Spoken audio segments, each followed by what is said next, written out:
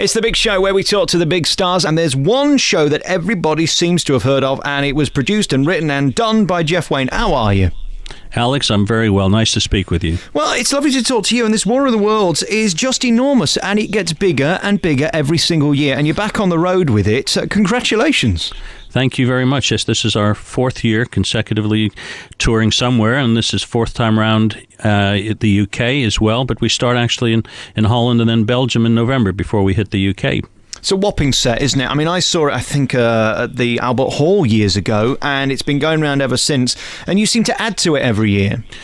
Indeed. Every time we set out to do a new production, that's part of the whole idea. It's great fun to challenge yourself, to try to top what you've done previously. And in truth, Alex, the H.G. Wells story is so rich in its visuality that I'm never short of ideas. It's only one's imagination, in a way, that limits you, if anything, to new ways to open up the story. May I talk to you about your accountant? Because he must come to you every year and go, hang on, how much have you spent now, Jeff? You're not wrong. I mean, it does cost a fortune, this show, to take on the road, doesn't it?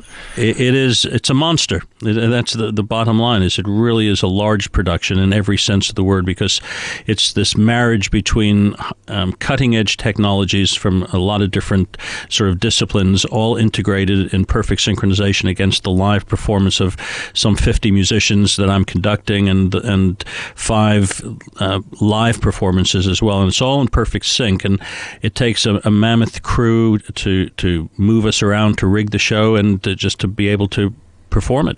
We're going to talk about the story for a little bit, because everybody seems to know it. For those who've been living under a rock for the last 3,000 years, it's a story that I think we all love, because we wonder one day, will it happen? Tell us about it. Well, H.G. Wells created in 1897 what wasn't a book. In fact, it was an episodic adventure for a magazine called Pearson's. And the entire purpose was to write a chapter, so at the end of each read, that whoever was reading it would hopefully want to know what happens next. And what H.G. Wells created was quite a combination of science that he really knew about, as well as a vision of themes from the point of view of an alien invasion from Mars into Victorian England, and the incredible intelligence, machines, and weaponry that the Martians bring, set against humanity of the Victorian period, when all we would have had to defend ourselves with would have been sort of rifles and cannons. So the terror factor, if you think of it through humanity's eyes of that period, would have been extraordinary. It was one of the captivating things that I fell in love with when I first read the book. In terms of the story, it's compelling, but it's made even better by the music that you've added to it. When did you think that would be the thing that would make it stand out and be remembered all these years later? Well, thanks for saying that. As a composer and as a producer in the mid-1970s, it was my dad who actually handed me this book by H.G. Wells, and I had no idea that it was a Victorian tale. But from all the books and different genres that I was reading, to try to find a story that I could sort of feel very passionate about, on one read, it was H.G. Wells' story that I felt I could interpret. And that's really what I was trying to do, is to interpret what H.G. Wells created. And I think it was the motivation of his story and the ideas. It's a very human story as well, and themes within it that relate to the world we live in today, of invasion, of faith against faith. There's a lot of depth to it, all dressed in this incredible tale of fantasy. When you've got a show on this scale, you need a big opening number, and you've certainly got one. Does the hair still stand up on the back of your neck when you hear that opening drum roll and you go into the big show? Well, I've got the best seat in the house. I'm conducting on stage, so for me, when I arrive on stage, I actually can't remember what happens until I sort of wake up in my dressing room about 2 hours later. It's a long a road of hair up on the back of the neck of the 2 hours that it takes for me to come down from it. Let me ask you a silly question, because I'm sure you're going to say yes. But how musically intelligent is this show? Because to me it sounds spectacular. It's of kind of Mozart standard. There's so many levels to what you've written. It gets bigger and bigger and bigger. How difficult is it to keep on top of all that in terms of as a conductor? Well, at the start of each production, I delve into what I have as a storyboard, which is breaking down the most recent production virtually frame by frame like a movie, and I start again. Where can I open up the story? Frequently, it's retaining the score as it always existed, but other times it sort of takes me in a new direction. So from a composing and arranging point of view, I set off on that path and to marry the music to the vision of what's going to happen on stage. But I always find it's pretty inspirational because it's what H.G. Wells created. I've never been short of ideas because of what he created. And in terms of the number that everybody knows from this show, does that bother you? Because your music is of equal level throughout, yet a bit like Phantom of the Opera, we don't know all the other tunes. Does it bother you?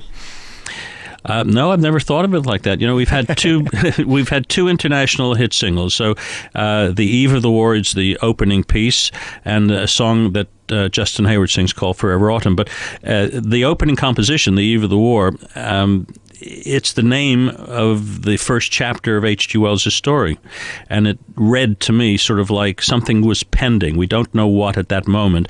So to me, in musical terms, as a composer and orchestrator, it was like an overture, and that was really how I started writing the whole score. Let's take that song now. Beautiful piece of music here on your favourite local radio station. It's Alex Belfield talking to the creator, Jeff Wayne of War of the Worlds. We're back with Jeff Wayne on your favourite local radio station. Isn't that glorious and magnificent and huge? Are you still so proud of it when you hear these songs now? Or are you sick of playing them and having your orchestras play them? No, I'm very proud of what I started all those years ago, and not just what I composed and produced, but all the collaborations of performers, the musicians. Everybody seemed to be caught up in the idea of interpreting H.G. Wells' The War of the Worlds. So I'm still thrilled, and as I was saying to you earlier, Alex, I've got the best seat in the house because I'm conducting the show itself. So it's a very thrilling thing. When you perform live, I think there's an adrenaline rush that is unique to in terms of performing music rather than, say, in a studio, which is a different environment. Well, I look at your CV. It's not surprising you sat here talking to me today because show business was in the blood, wasn't it? Part of your family's life. And you started very, very young. Did you ever consider doing a proper job? Never. Why have a proper job when I can do something like being a musician? Who did you learn from? Who was your biggest inspiration? I mean, of course, your father, Jerry, he was an actor and a singer and theatre producer. Do you think he taught you the technicalities of how to put on a spectacular? When he went into theater production, which was the latter stages of his career, because earlier on, as you were saying, he was a singer and an actor. He was, in fact, a bit of a pop star in America. He had 3 number-1 records. So, in a way, I grew up around all of his friends and mates that were singers, actors, writers, directors. And then when he went into production, I was seeing it from a different angle, and it was certainly an influence because there's so many different disciplines that are required to put on something that has to hopefully capture the imagination of your audiences. So it certainly was the biggest influence, I think, in my life. You've done so many things throughout your career. I'm curious to know whether you're the most proud of the War of the Worlds, because it's the thing that still lives and still goes on. But there's other stuff as well, collaborations and work you've done, musicals. What are you most proud of? Well, I can't say that I measure success by, the commercial result. So there's been many things in my career that haven't really made it all the way to the zenith like the War of the Worlds has. But to me, it's the working with performers, musicians, other people who collaborate with you on a creation. Could be a film score, TV show. That's the enjoyment factor. And then, of course, when you get something really right from a composing point of view, producing, whatever, that's the home run. That's when something works beyond what you perhaps believed it may have. And coming back to the War of the Worlds, for sure, that's been the most commercially successful piece that I've been involved with as an artist and as a writer. So I look back at it and still look forward to it with tremendous pride. What are you then? Are you a conductor, a musician, a musical star, a musical producer, a producer of theatre? I mean, what is your proper job that you're going to write on your passport?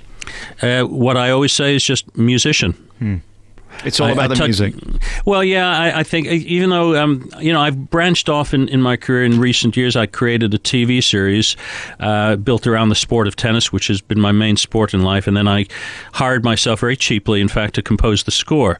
So I wore several hats in that, again, producing and creating a series. But I say musician only because it's probably the one that has the most passion in my blood, and probably always will be. When you have those negotiations with yourself about your fee, who wins and do you make sure you get the right amount of money that you deserve?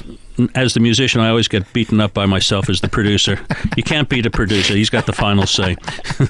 And when you stand there, help me with what a conductor does, because I know a little bit about music, right? You get these sheets in front of you, and then you follow the little dots on the page, and eventually you reach the end. I get that you've got to get them started, but aren't you just great show-offs? Because you don't actually do anything, do you? No, we don't do anything. We just show up, start them off, wait for 2 hours, walk off the stage, take all the kudos from the audience. No, I mean, I get you've got to get it started, but help me with it. I'm struggling to, because I see them, the last night at the Proms is one of the greatest nights of my year. And it seems that all the orchestra are doing is looking at their papers. They barely raise their eyebrows to you. Well, that's a fair comment, because I understand exactly what you're saying and why you're asking that. But I did study conducting, and what I can tell you, if your listeners can imagine, the right hand is supposed to be the metronome. It shows the shape of the time signatures. So you're doing the 1, 2, 3, 4.